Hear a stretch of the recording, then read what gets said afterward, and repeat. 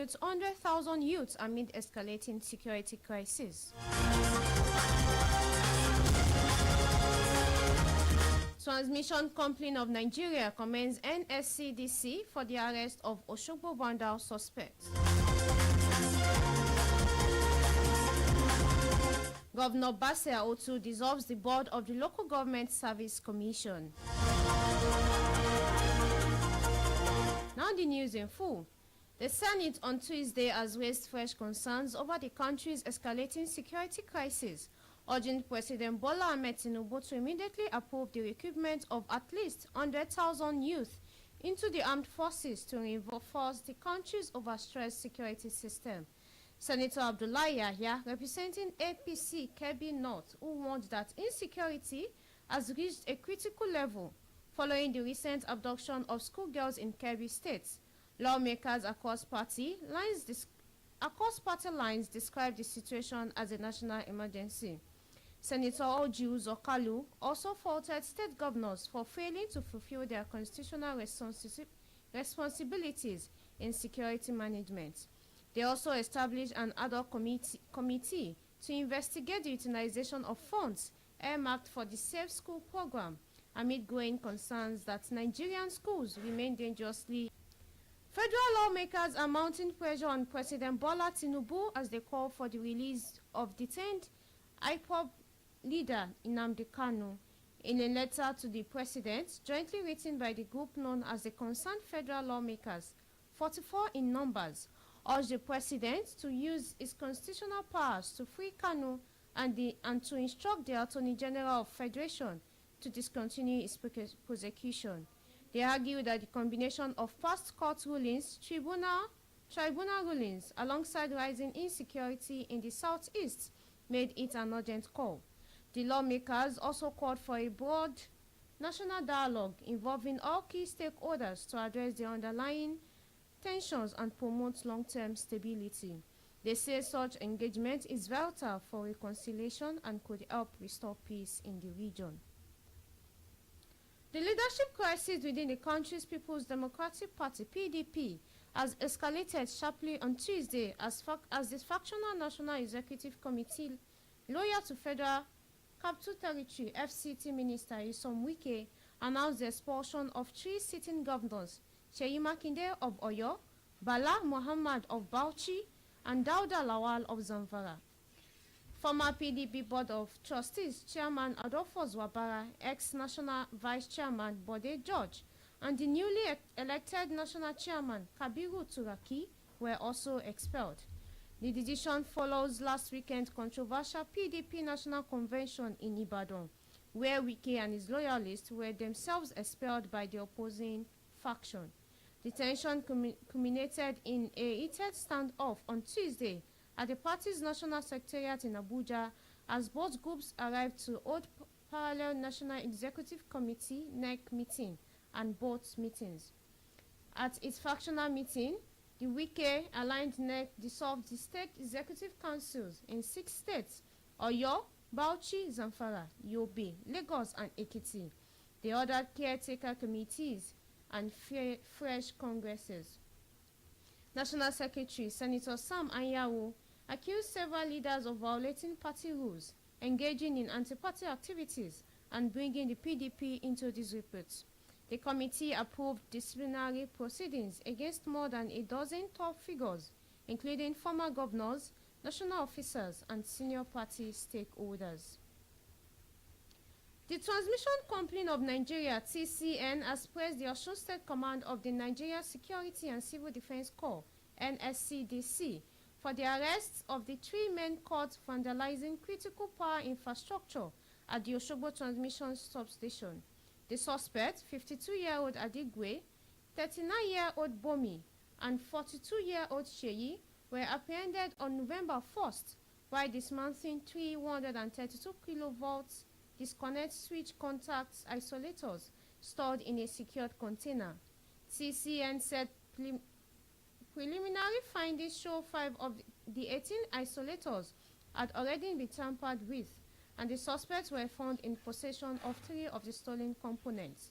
The transmission company said all suspects will be prosecuted once investigations are concluded and urged the public to help protect national power assets by reporting suspicious activities around electricity installations.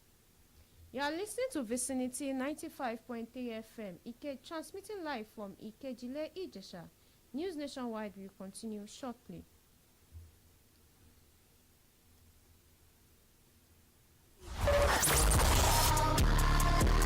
Sports. In towards Lukaku. Entertainment. Cut the beat. Politics.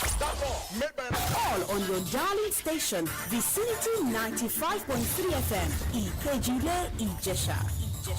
Thanks for staying tuned. For news updates and live streaming, visit our website at vicinity953fm.com.ng. You can also provide us information via email at vicinitynewsroom@gmail.com or call 081-4365-8302. Now the rest of the news. Cross River State Governor Basse Utu has dissolved the board of the Local Government Service Commission following confirmed report of exploitation of job seekers and abuse of office in the Commission's recent recruitment exercise. In a statement released on Tuesday by his Chief Press Secretary, Linus Ogbogo, the governor said the actions uncovered a serious breach of public trust and a violation of the principles of good governance. Governor Utu said the tainted recruitment process already suspended will remain altered until a fresh, transparent and merit-based exercise is conducted. He reaffirmed his administration's zero-tolerance stance on corruption and warned that anyone found violating due process will face strict sanctions.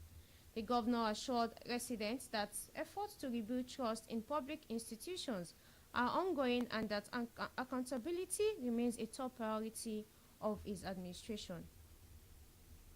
The Federal High Court in Abuja on Monday sentenced Professor Cyril Indifo, Dean of Faculty of Law, University of Calabar, UNICAL, to 5 years imprisonment without an option of fine. Justice James Omotosho, in a judgment held at the Independent Corrupt Practices and Other Related Offences Commission (ICPC), had been able to prove the evidence in 2 counts charged against the Dean. Justice Omotosho therefore sentenced Indifo to 2-year jail term and 5-year imprisonment, which must run concurrently. A bit of sport. Qualifiers for the 2025 Obasa Games have officially begun across Lagos State's 6 educational districts. The annual multi-sports event held in honor of Speaker of the Lagos State House of Assembly, Mudashiru Obasa, and organized by King's Sports International, has expanded beyond its original football-only format. It now includes boxing and table tennis, among others.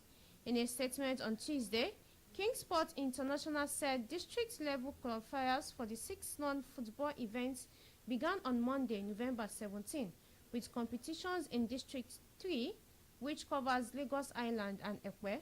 The chairman of the local organizing committee, Moshood Olawale Ajibola, said winners from all districts will converge in Agege for the finals, where 12 million naira in prize money is up for grabs. Running until December 13, the games feature U15 and U18 categories. It aims to develop grassroots sports, build character, and create opportunities for young talents.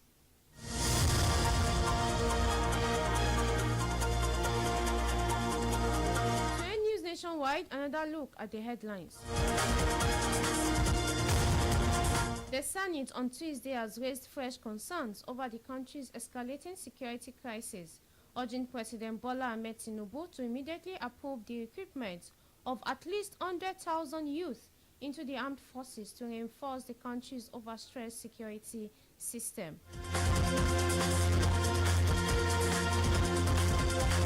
We told you that the Transmission Company of Nigeria, TCN, has praised the Osun State Command of the Nigerian Security and Civil Defense Corps, NSCDC, for the arrest of 3 men caught vandalizing critical power infrastructure at the Osogbo Transmission Substation.